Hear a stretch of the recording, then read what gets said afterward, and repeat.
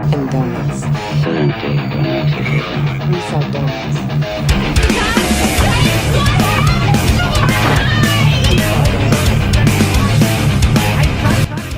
Hey everybody, welcome to Blood and Donuts. I am Tony.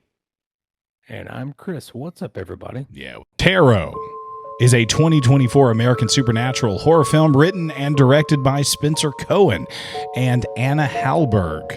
When a group of friends recklessly violate the sacred rule of tarot readings, or tarot readings, wherever you come from and say that word, never use someone else's deck. They unknowingly unleash an unspeakable evil trapped within the cursed cards. One by one, they come face to face with fate and end up in a race against death to escape the future foretold in their readings. Just watched it, an hour ago. Yeah, that's crazy. That's awesome. You know what's cool is like our let's think about like episode 1, 2, 3, 4. Mm-hmm. Those were that we watched the movie and then we would go and do the podcast right after. So it was kind of cool that this is like we're revisiting those early days of a year ago. Yeah, for sure.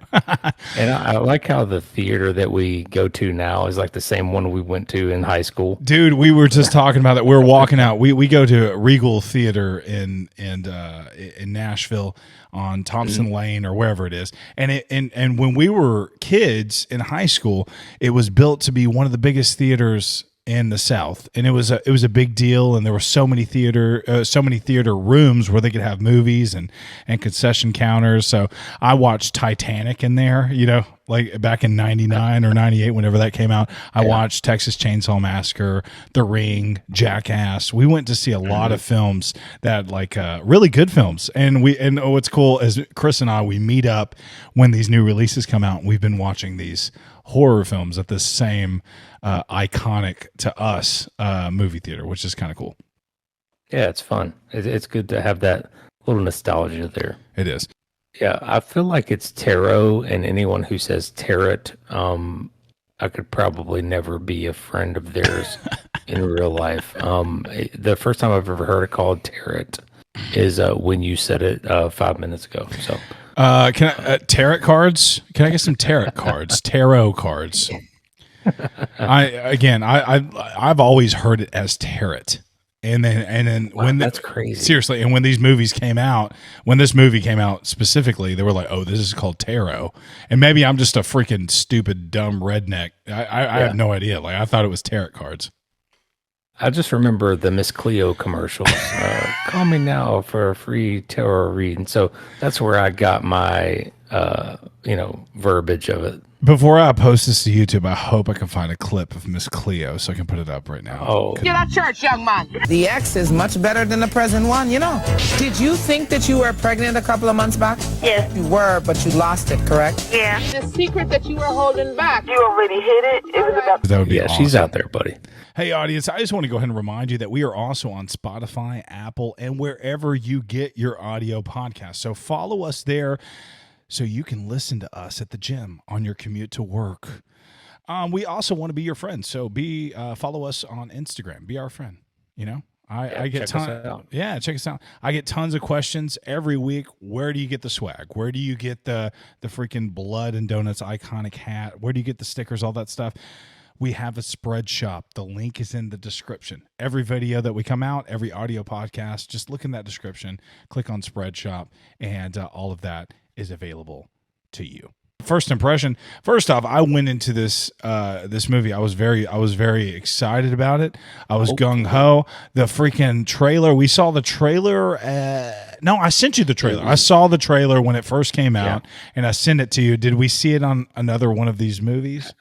I think we saw it during the imaginary previews, if I'm not mistaken. Okay. So anyway, I just remember it was New Year's Evil. You and I, it was obviously a New Year's episode, and we were talking about 2024. We were super excited about the new releases that were coming out. But you and I have missed all the good ones, and we have hit all the terrible ones, it seemed. We hit, first off, we started the 2024 season with a Night Swim, and then we had which we did not like, trope centered horror Kitty, film, yeah. cookie cutter, imaginary, same thing. Just lacked budget and imagination, which is odd because it was called imaginary. And then we go to Tarot, and you're getting the same thing. Tarot is not a horrible, in my opinion. It's not the worst thing ever. This is made for teens. It was made for teens. I was kind of, when we were watching it, I was wondering, because you always ask that question, and I think it's a good one. Who is this movie made for? You have to kind of put yourself in the shoes of who you think it was made for. And I feel like, sometimes maybe we're not movie snobs. At least I don't think we are. Like, we just really had a lot of high hopes for this one. We've been talking about it since last year. It's been pinned on our calendar for like 5 months, and here we are. And it was kind of a letdown. Here's the thing, Chris.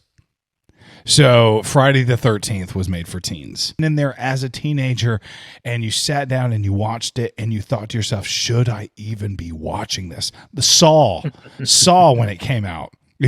I remember watching, I was like, should I even be watching this? This is nuts. My mom's going to be mad at me. Yeah. Like I feel like I should not even be watching this. Horror films should make you feel like, oh my gosh. This felt like very cookie cutter. Like you could see the scares from a mile away. It was very tropey. I mean, like the opening scene, they're around a campfire. They look like they're dressed from Gap. They just look like they're very like. I was like, is this like, why are they not cussing and acting like real teenagers? That's the thing about the Friday the 13th, and even like those B horror movies that we like Sleepaway Camp and stuff. They talked different. They captured the essence of how teenagers talked when they were away from adults. This were college kids, and they were talking like they were acting in a cookie cutter horror film that you know what I mean? They were talking like they were in a movie that was PG-13 and not R. Is this PG-13? I think that's what it said on IMDb. It was made for teens, and maybe that's why a lot of these movies lately feel like they're made for a younger audience. The last movie that I saw that was really just gripped me and really pulled me in was When Evil Lurks. I feel like that was made for adults. Dude, I was thinking the same thing. You obviously have 13 Ghosts, right? You're going to draw the comparisons there. This movie felt like 13 Ghosts meets a crappy Final Destination, and it was produced by Blumhouse and directed by the guy that did Night Swim. It was all kind of just a bunch of stuff jumbled up, and it could have worked. In the beginning of the movie, I felt like it worked great. And the very beginning felt like the montage scene from Talk to Me. Yeah. Where it was like really fun. They're having fun. They're kind of taking turns doing these readings, doing these possession type things, and Talk to Me.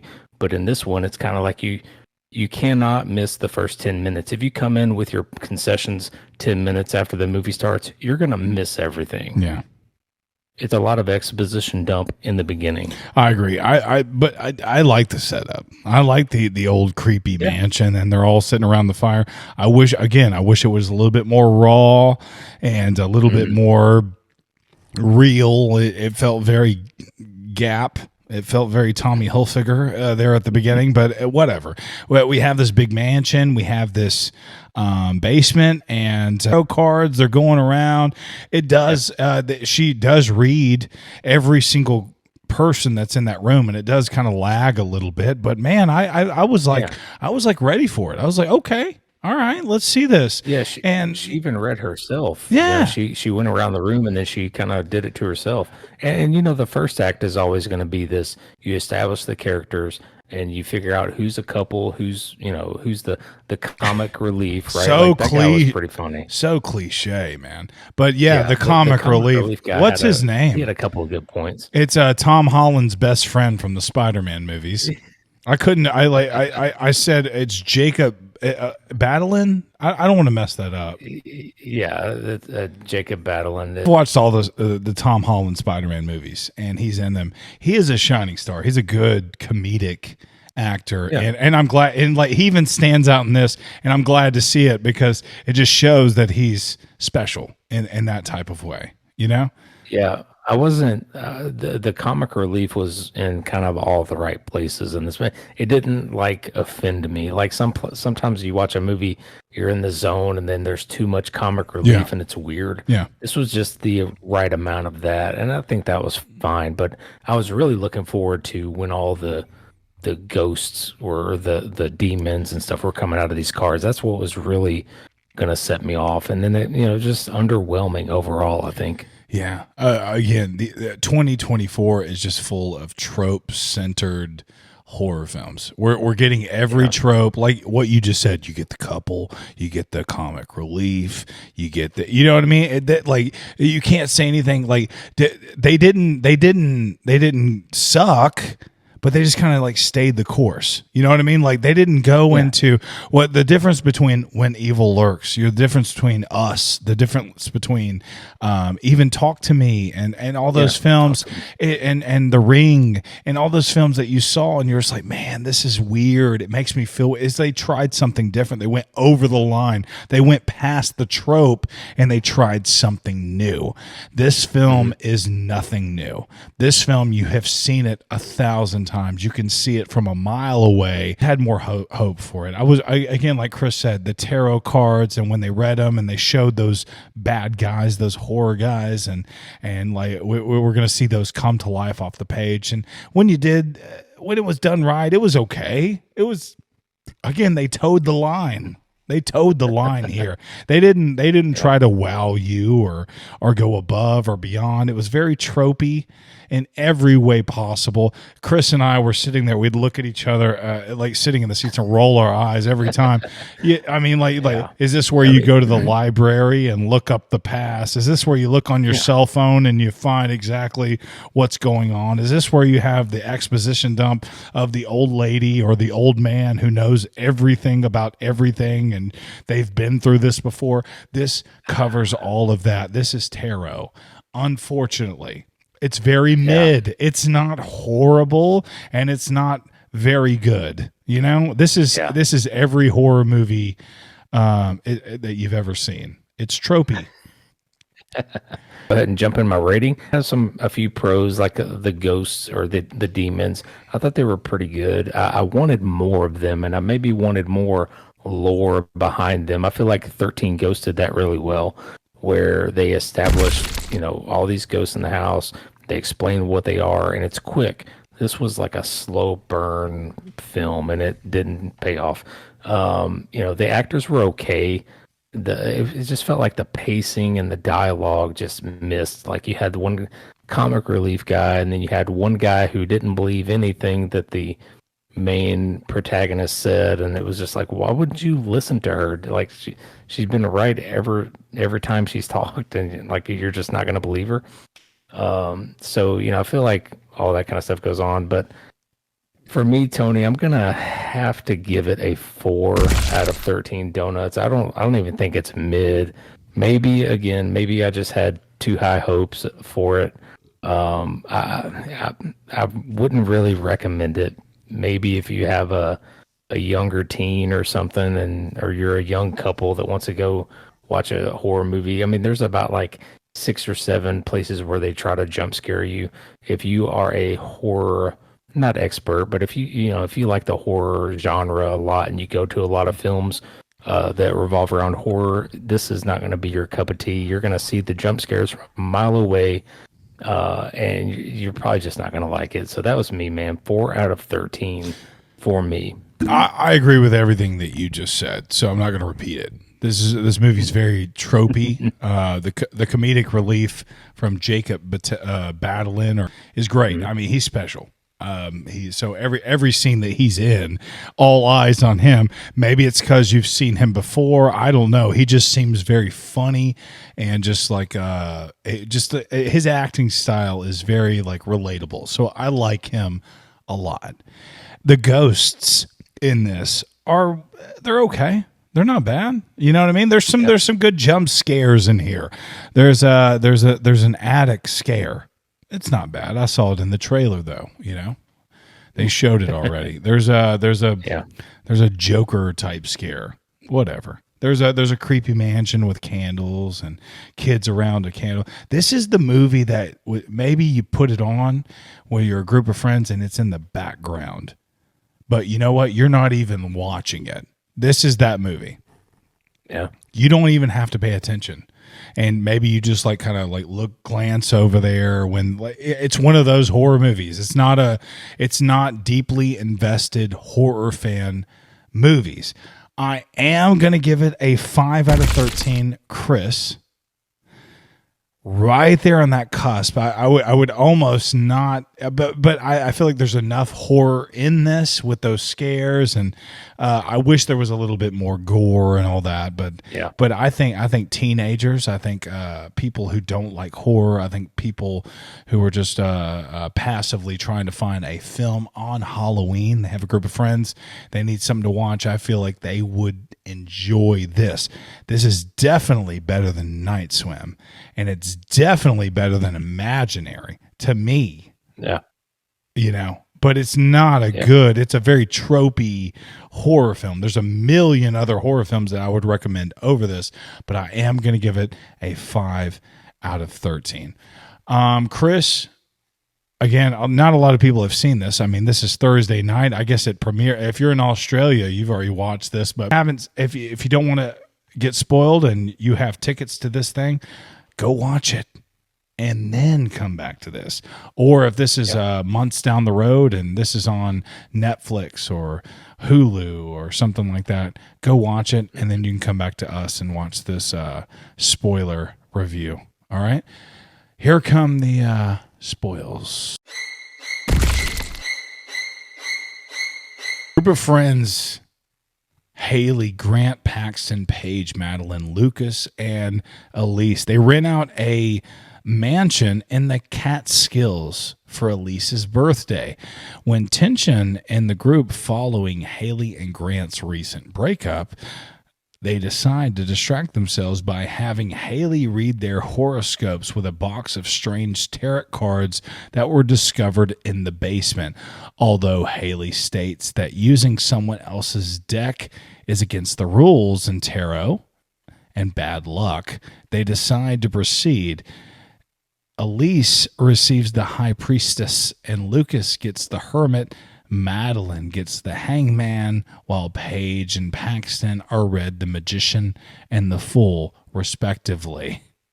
When Haley reveals that Grant has the Devil card, the two argue. Finally, Haley reads her own horoscope with the cards and gets the Death card. Of course.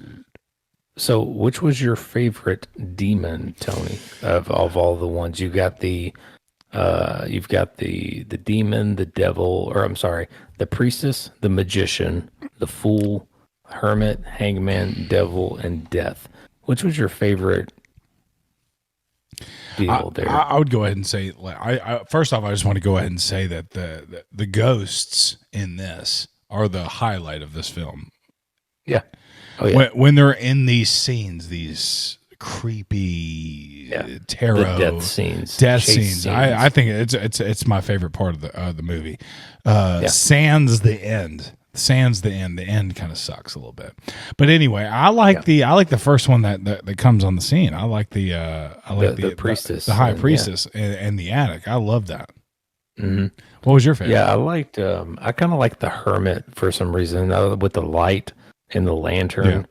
Yeah. You know, it takes away all the light and stuff like that. And I mean, I didn't like the dude's death jumping out and getting hit or whatever, but I thought the hermit looked the coolest, I guess. One thing that this film suffers from is like you have a group of friends, a really tight group of friends. It starts the movie off like they're around a campfire. They're very tight about everything, but then they die off suddenly, and then they have to go on with this movie, and they have to talk about like normal things. Just like, you know what I mean? Like, doesn't it seem weird that you're just like, They're like, two of our friends just died. So, God, you guys want some takeout? Yeah. Do y'all want some you want some chicken nuggets? What are y'all thinking? What do you think about chicken Well, nuggets? we normally get the 20 count, but now we only need the 8. It's just like weird. It's like a horror. 3 of our Maybe friends are dead. again, like it's like something that Halloween didn't have to deal with. It's something that Texas Chainsaw Massacre didn't have to deal with. Like they took care of those things. Like, but in a movie like this, they have to keep going. They have to like realize that their friend has died and then also keep acting. Any horror movie that lasts more than a day, you have to keep going. It's like, oh, I gotta keep going. Most Right. And all the deaths are hidden in like Halloween. Like they hide the body until the final girl finds them all. So. yeah, and it's all in one night. So the tarot kind of suffers from that. You're just like, again, like you're just like, oh, our friend just died. What are we gonna do? You're like, it's kind of like that kind of thing. I don't know. You just kind of suffer from that. Whatever. It is what it is. They're over there looking at obituaries and stuff like that. Whereas if I had two friends, if like Chris and AJ both died in a couple of days, like I literally wouldn't. I would be like incapacitated. I'd be in bed. I'd be like, what am I gonna? You know what I mean? Like I'd be like, I can't imagine like just like going on with like we're gonna go get chicken nuggets at McDonald's and what are we gonna let's do? go to Tunica and we'll toast to Chris and AJ. I was like, I can't imagine that. Whatever. So it's just that's kind of unrealistic, but whatever. The next day, the group returns to campus. They notice that Haley's readings are coming true, such as Lucas receiving a financial reward. He receives what, $700 on a scratcher, on a scratch off. Yeah, I want that. Yeah. That night, Elise investigates strange noises in the attic, and she's attacked by a monstrous version of the high priestess, who bludgeons her to death with a ladder. Her death is considered an accident, shocking the others. While comforting Paige, Haley reveals that she got into tarot reading after trying to find reassurance from her mother, who survived an illness, but the cards always foretold her death. Lucas is later attacked by the hermit in a train station and is killed by a speeding train while attempting to flee. Haley recognizes that Elise and Lucas's death match the tarot readings that she gave them, and the group suspects something is wrong with the cards. That's why I don't like read horoscopes, because like you could read a horoscope and be like, that kind of happened to me the other day. Wait a second. This thing might be onto something. Yeah. I was a little upset that a Scorpio, which I am, was not read in this film. So And a Gemini. Are you a Gemini? So you got No left Geminis out. on there either, Geminis yeah. and Scorpios got left out. First off, like horoscopes and tarot, why is this like combined for this film? Is that even a thing?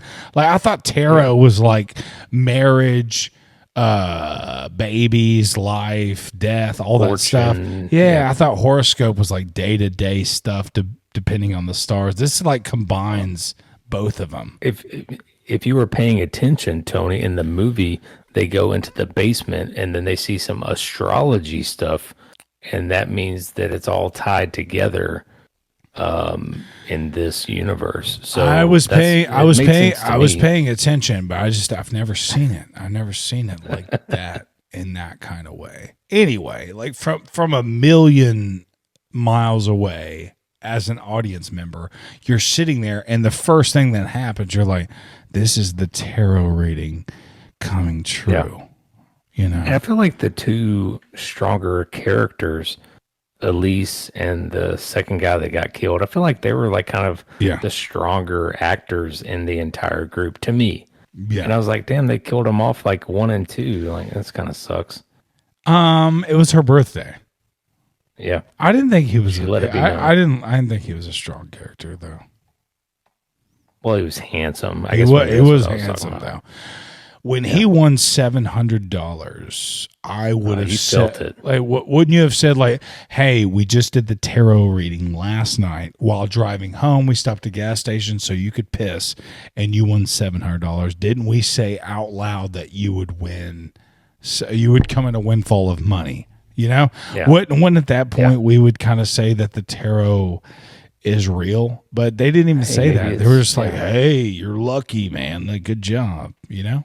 I feel like if I won $700 on a scratcher, I would just flip off everyone I knew and like, haha, I'm out of here. Even me, I'm rich. you would do that too. Well, yeah, you'd probably be with me because we'd be in Tunica. Yeah, I would need you to give me some of that. Group starts looking on their phone. It's like randomly they're just looking on their phone. They search Google and they go horoscopes, and this person named Alma Astron comes up, and they're like, one person is like, "What are you doing? That's why are you even doing that? That's not so. That's so It's the stupid." boyfriend, yeah. And everybody's in the forefront, like, "Yeah, well, this." She's like, you know, she's seen this best. happen. It was like the first 3 Google searches. It was very, very tropey in that regard. The group decides to visit Alma Astron in the middle of the night. She's an expert on the occult and tarot reading. She identifies the cards as belonging to an astrologer who in the late 18th century served a baron in Hungary, the Count, right, Chris? And would predict the future for him. When she predicted that his pregnant wife and child would die in birth, he demanded that the astrologer change her readings. When the astrologer was unable to do so, she was banished. After the reading came true, the grief-stricken baron ordered his men to kill the astrologer's daughter. Driven mad with rage and grief, the astrologer cursed the deck to kill anyone who used it. Alma reveals that the cards are responsible for several tarot reading groups dying in the past, including an incident in London that she narrowly survived. Alma advises the group to destroy the deck of tarot cards, which are still back at the mansion.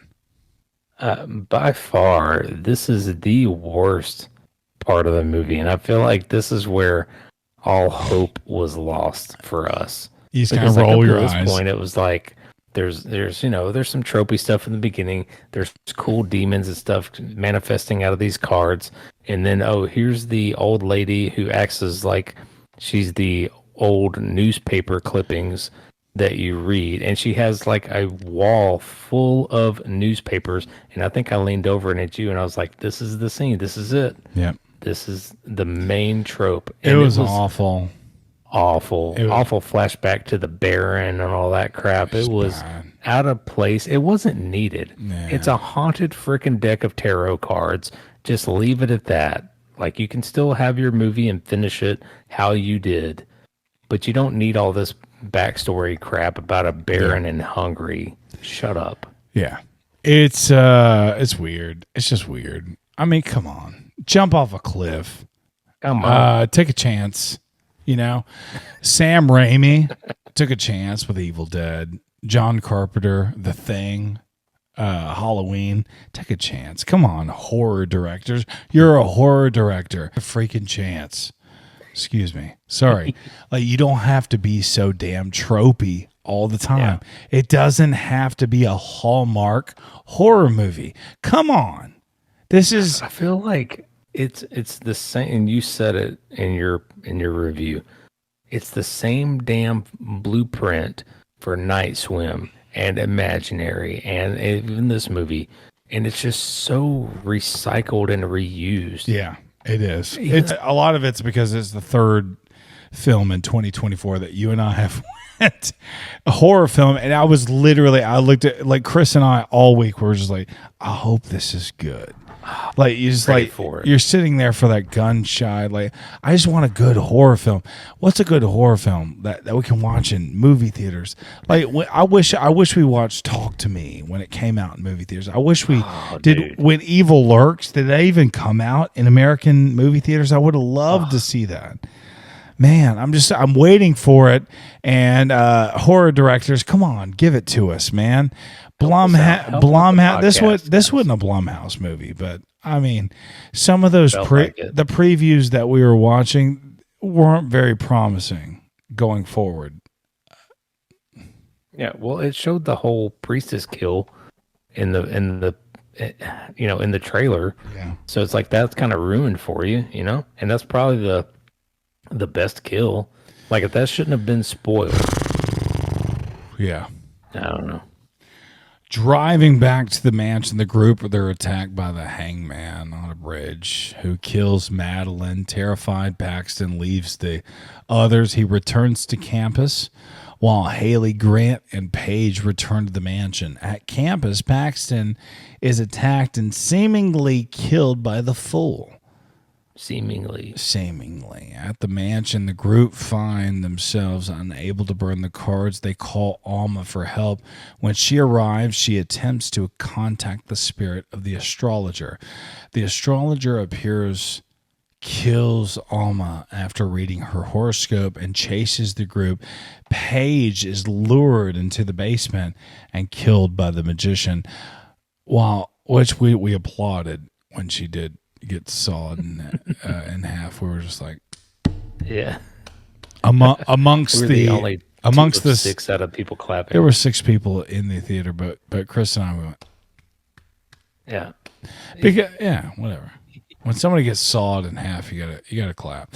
The astrologer appears, kills Alma after reading the horoscope, and chases the group. Paige is lured into the basement and killed by the magician, while Grant and Haley are attacked by the devil himself and a manifestation of the death card, respectively. I'm glad it's respectively, Yeah. That's the 3rd time it's been used in this synopsis. But hey, I'm glad you found something. This is much better than Imaginary. Anyway, as far as format goes. So yeah, the magician thing, you could kind of see it. Obviously, you can see all of this stuff. Like I'm like thinking in my head, don't hide in the box because he's going to cut in half. It's a mile away. Never You can seen see it a magician mile away. show. Yeah. Yeah.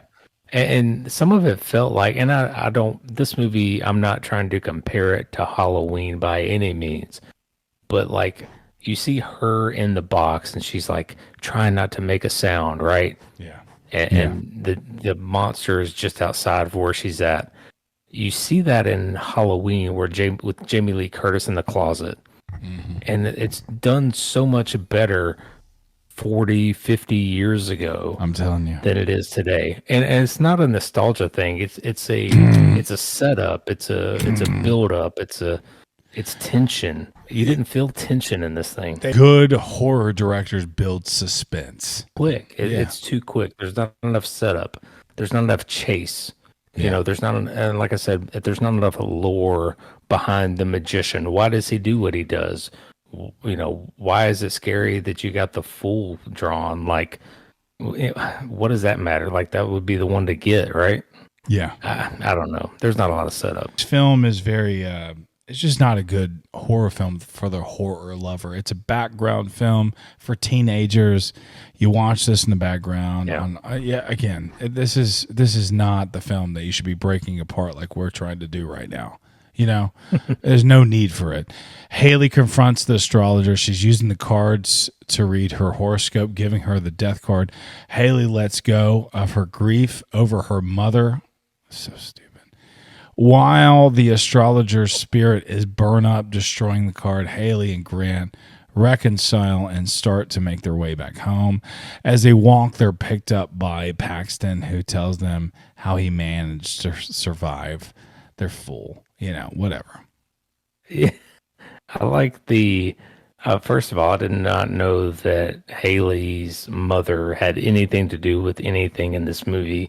That's a first for me. And what did you like about what did you think about the, like, very beginning of the credits where it, like, ended and we started getting up and then it was like a quick scene, like a mid-credit. I hate that. I thought he was the best part of the movie. So, like, anytime he's on screen, it makes the movie better because, I mean, it is what it is.